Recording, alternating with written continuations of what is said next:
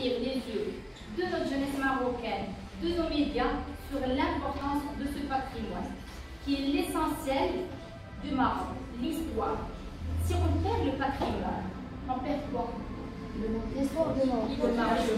L'histoire, le Maroc, la culture, ben voilà, il faut se l'approprier. Qui connaît la problématique du Kaftan aujourd'hui ou la problématique de Taji? Vous savez ce qui se passe aujourd'hui? Oui. Il y a d'autres pays qui s'approprient cette... Alors vous deux, vous allez bien dire. Le Mansour Biddehi. Le sultan. Mansour Biddehi. Alors c'est tout bien le Mansour Biddehi. Dans cette fierté d'être marocain, mais être marocain, c'est un comportement aussi.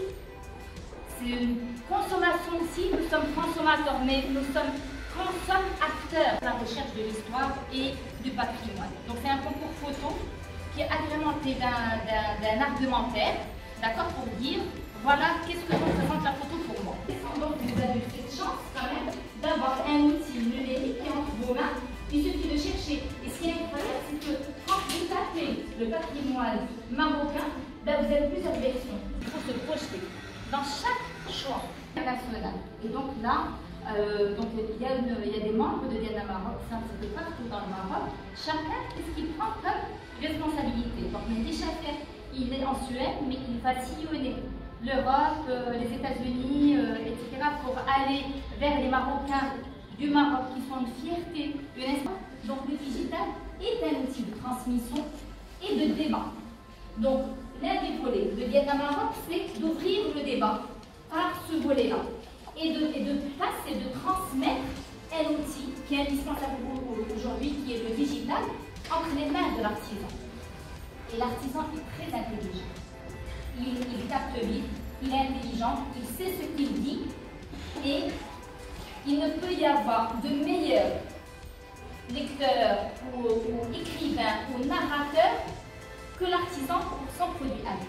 Donc d'où la caravane, qui est artisan LMN, c'est de pouvoir donner ce moyen à l'artisan pour qu'il puisse défendre son produit, exporter son produit, travailler sur d'autres marchés, et défendre ses droits bien sûr, et puis même ramener la jeunesse marocaine à l'écouter, à venir vers lui, effectivement lui dire je veux apprendre.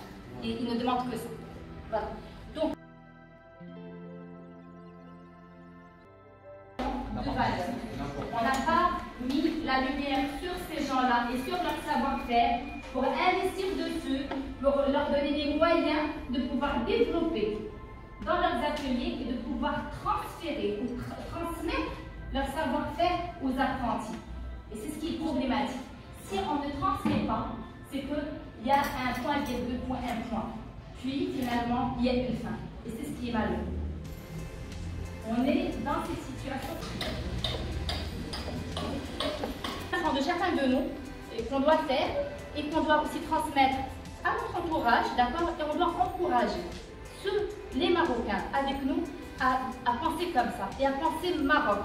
On pense Maroc, on pense citoyen, on pense patrie, on pense solidarité. On ne pense plus égoïsme, on n'est plus dans ce moi, qu'est-ce que je vais faire, qu'est-ce que je vais devenir, qu'est-ce que je vais, c'est quoi la rentabilité par rapport à moi ou par rapport juste à ma famille. Il faut penser grand, il faut penser nation, il faut penser Maroc. Cette diversité fait notre fierté en tant que citoyen et notre rôle de la préserver, tout en laissant notre empreinte.